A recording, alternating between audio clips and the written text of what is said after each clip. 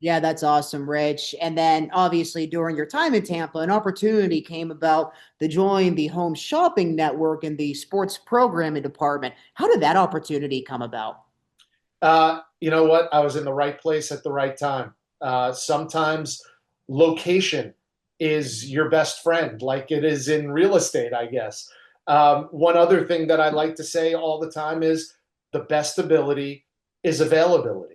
And I was doing some work freelancing for ESPN networks.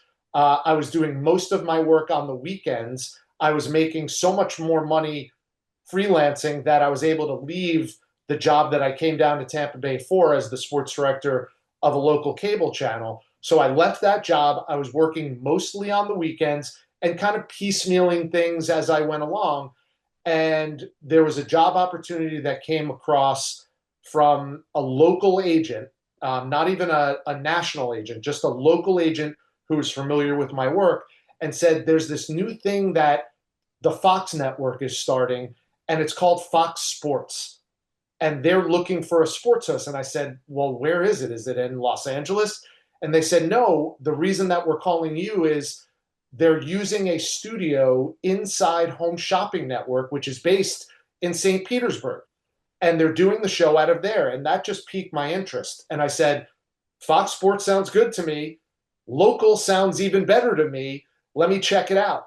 And what it turned out that it was kind of ahead of its time, Colton. It was what they called contextualized commerce. So we all know, even if you're not familiar with HSN or QVC or those shopping networks, they sell stuff on TV.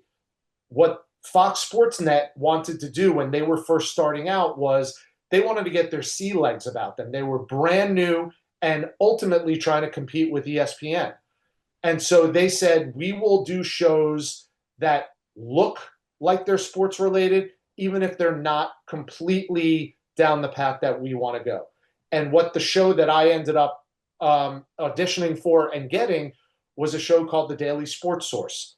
And we were a sports talk show in every sense of the word, but we also sold sports memorabilia on that show. So, just as an example, if we were talking about Dan Marino, we would have a topic on Dan Marino, and we would also have a Dan Marino autographed football to sell.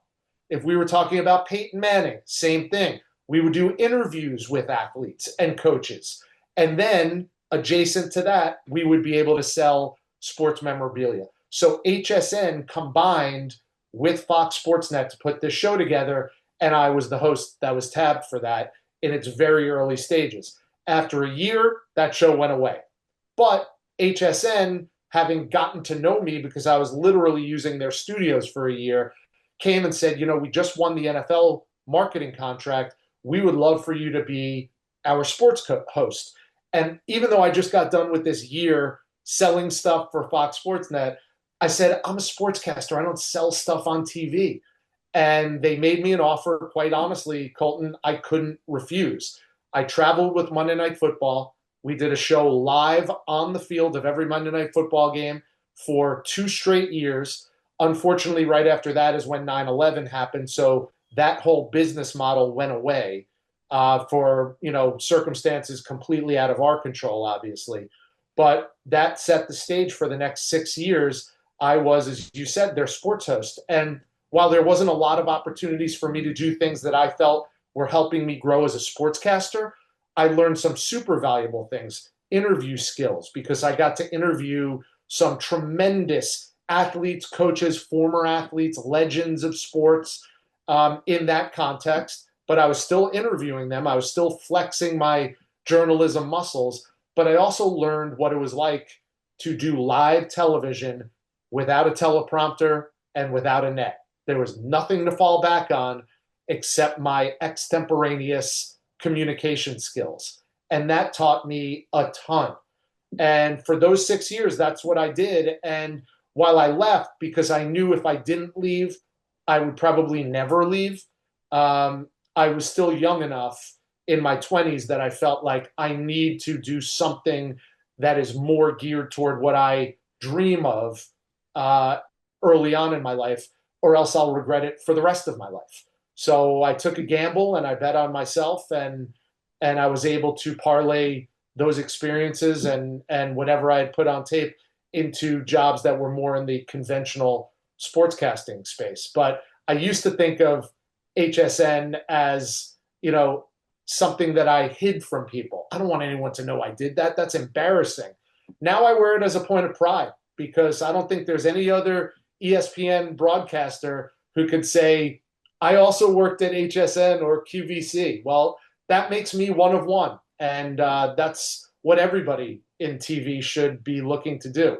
You want to be you. You want to be uniquely yourself. Because if you try to be an imitation or a version of someone who you look up to, people are going to see through that. The audience is way too savvy. So I learned through experience that I was unique and it was just me. And the sooner I embraced that, the more success I had.